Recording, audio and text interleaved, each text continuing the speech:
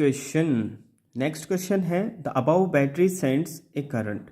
जो अभी हमने ऊपर बैटरी देखी थी वो एक करंट सेंड कर रही है I1 कब, जब हमारा R1 की वैल्यू R हो, और I2 करंट सेंड कर रही है जब हम R2 की वैल्यू हमारे पास कैपिटल R हो।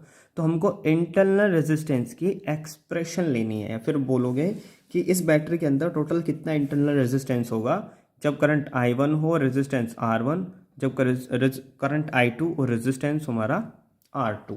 ये सब चीज़ें डिस्कस करनी है, तो डिस्कस करेंगे वन बाय वन। चलो यहाँ से डिस्कस करना शुरू करते हैं। ठीक है, हमारी जो करंट आया था इस बैटरी के अंदर वो आया था I = capital E upon R plus के स्मॉल r। ठीक है, ये वैल्यूज़ आई थी नहीं आई थी, जल्दी बताओ। फर्स्ट केस के लिए हम फर्स्ट केस की बात करेंगे। यहाँ पर फर्स्ट केस के लिए जो हमारा E है पोटेंशियल है वो किसके इक्वल आएगा, जब हमारा करंट I1 था तो रेजिस्टेंस कितना था R1, ठीक है, प्लस के स्मॉल r। इसको बोलेंगे पहली इक्वेशन। जब हमारा सेकंड केस के लिए बात करेंगे, सेकंड केस क्या बोला है इस केस में, क्या बोला है जब करंट I2 था तब रेजिस्टेंस R2 था, तो वही करेंगे E = I2 × R2 प्लस के स्मॉल r। इसको सेकंड इक्वेशन मानेंगे।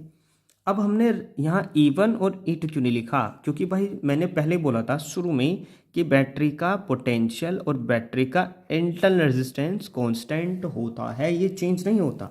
चेंज क्या कर सकते हैं हम, इस रेजिस्टेंस की और इस करंट की वैल्यू चेंज कर सकते हैं। रेजिस्टेंस को बढ़ा दोगे तो करंट की वैल्यू घट जाएगी, करंट की वैल्यू बढ़ा दोगे तो रेजिस्टेंस जो भी होगा वो भी फिर वेरिएबल रहेगा, है कि नहीं। अब यानी रेजिस्टेंस की वैल्यू घटा बढ़ा के आप करंट को कंट्रोल कर सकते हो सर्किट के अंदर से, समझ रहे हो।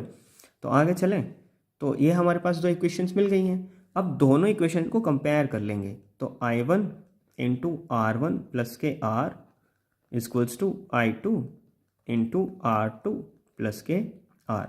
इनको रीअरेंज करना ज़रा, तो रीअरेंज करोगे तो क्या बनेगा आपका I1 R1 माइनस के I2 R2, है कि नहीं।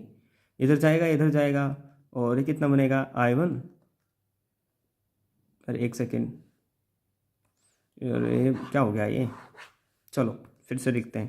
तो इन दोनों देखो, ये भी E की वैल्यू है, ये भी वैल्यू, दोनों को इक्वल रखेंगे तो वैल्यू क्या बनेगी हमारी I1 × R1 प्लस के R = I2 × R2 प्लस के R। ठीक है, इतनी बातें थी। आगे करें तो इसको एक बार इसके अंदर मल्टीप्लाई करेंगे, तो I1 R1 प्लस के I1 R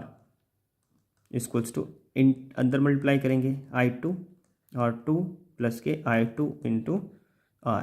एक काम करो, स्मॉल r वाली टर्म्स एक साथ रख लो, तो कितनी बनेगी I1 R माइनस के I2 × R।